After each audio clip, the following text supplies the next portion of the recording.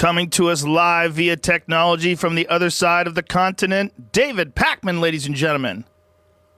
So good to be back with you. Good to be with you, too. And I love your facial hair, as I was saying before. I say you. Stick with it all the way. Maybe get some kind of a cult leader, guru thing happening.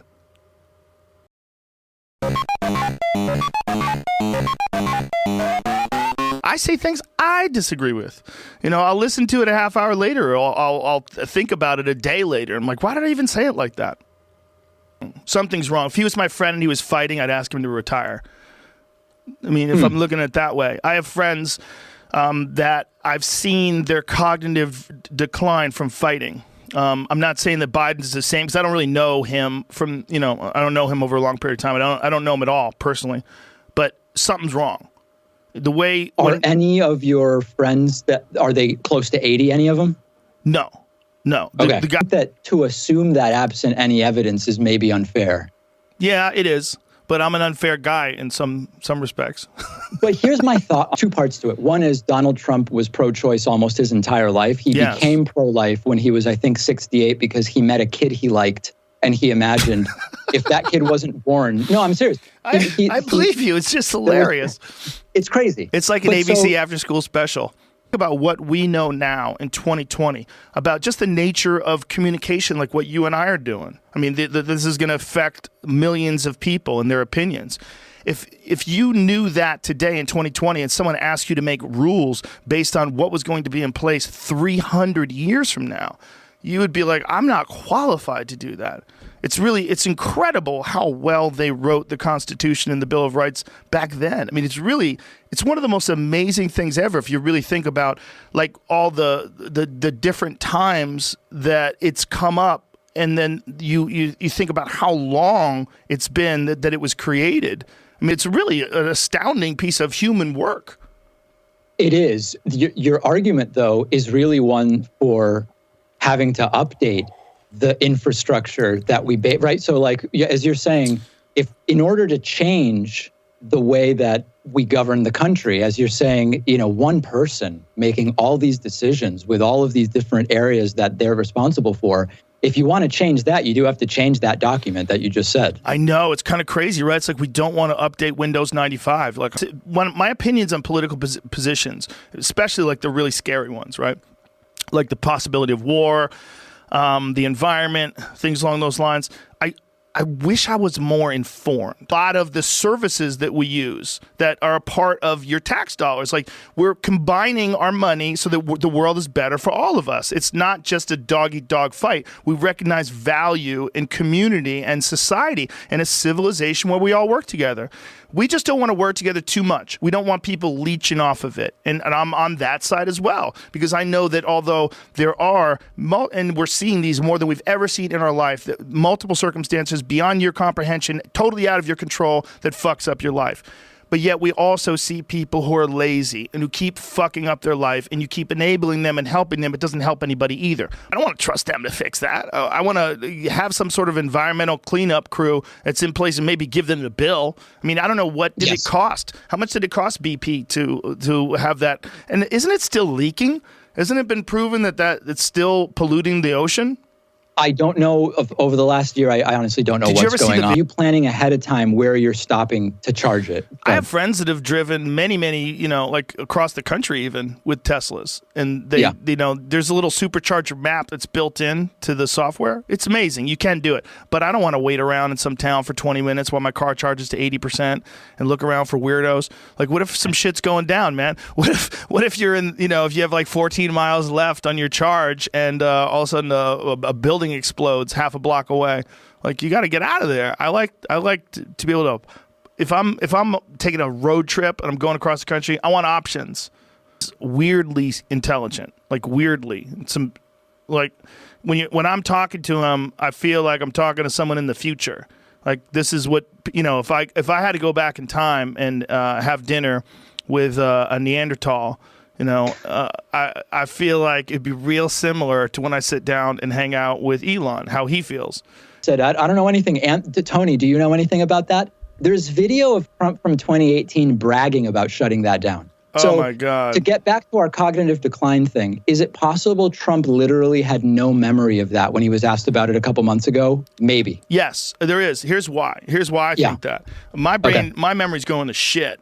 Well, it doesn't matter. I would need the time because I'd have to think about it. If I give you money, now I have to think like, oh, what's that money? What's happening over there? That's one more thing. It's one more unit of the mental bandwidth that you have. This fucking guy's taxed out.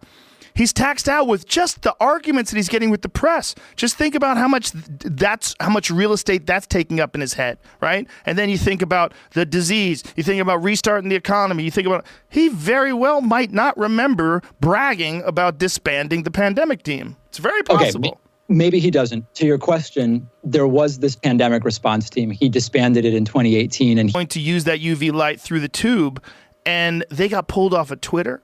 They got their account got banned because it looked like something that was aligning with what Trump said, even though it's legitimate science. And it was real. That was a real issue. So let's. There's a bunch there, and I want to get to the Twitter stuff because I know about. I saw when you talked to Bridget over the weekend about the regulation of social media, and I want to talk about. I don't know this one, so I can't say too much about it. I don't really know what the fuck's going on. If I had to explain it to somebody, like how the gas gets converted into energy and how the pistons go up and something fires and what's regular, I would be doing. So I go, is that put a Band-Aid on it? Cover your face. Use hand sanitizer. That's good advice too. But better advice is both of those things together.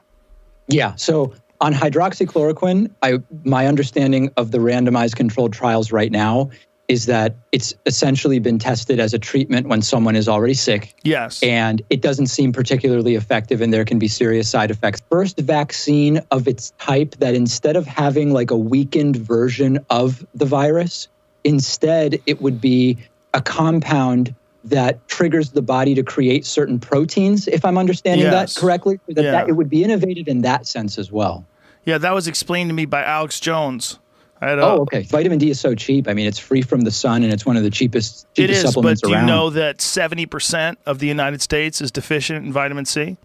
So it's a giant... C or D? D. Did I say C? D. Oh, you said C, yeah. I meant D. It's some enormous number of people do not have sufficient vitamin D. And real risk on a 6-foot wide bike path to run past two people. Like, it's got to be 1 in 10 million, right? No, I don't think so. Really? Nah. Why? If you're breathing it out, if you're running right, if you're breathing out, funny when you say, I'm going to have a specific kind of person. Like one of the big speculations was, I'm going to have a woman of color. Like that he needs to have a woman of color, like, very specific. I wish he had, like, it would be hilarious if someone said, I want a Chinese lady, period. Mainland Chinese lady, that's going to be my running mate. I'm going to first like of all, heal until this the nation and beginning China of the together. 20th century, Just women only weren't even allowed Chinese to ladies. vote. I don't care how good you are. And so if you're there's some white a guy, lot you of can catching fuck up off. to do. And then women weren't really even in the business place in terms of working alongside men in offices and in industry. When did that start? Well, there was a big push towards that in the period during and after World War II. So the 50s-ish. In trying to stimulate a lot of new industry and get more people working and producing stuff. Yeah. So what I would say is, how come there's never been a woman president? Like, how would you answer that question? That men, in terms of public positions of leadership, have had this massive head start. And that we're changing the way we look at what a leader is. And that we used to look at a leader as being like the alpha chimp that, leads us to battle. I mean, you go back in time, 10,000 years ago, that's essentially what a leader was. And now we look at a leader as someone who can navigate the treacherous waters of the environment and industry and unions and all the different things that the president has to deal with. And it doesn't require someone who's male or female. It requires someone who, again, I hate to keep bringing up Tulsi Gabbard, but I think she's great. Hey friend, thanks for watching. Before we bombard you with all of our shameless links, we want you to bombard us. Do you have a worker co-op business or local union you'd like us to advertise at the end of our episode for free? So, if you'd like ears on your worker co-op, go down to weareserfs.com. And while you're there, join the Discord because it's filled with righteous guys, gals, and M-pals.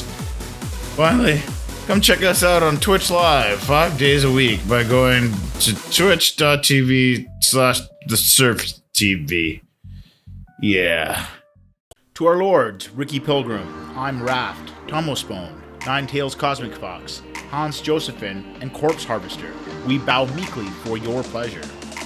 To our Knights of the Round Table, Josh Mickelson, Dylan Byte, Zach Christensen, Todd Buckingham, Todd Lajeunesse, Clement Chetskov, Cooper Pilot, aka the Man with Large Balls, Political Puppy, Nick Davis, Ali May, and Alan R., we salute you.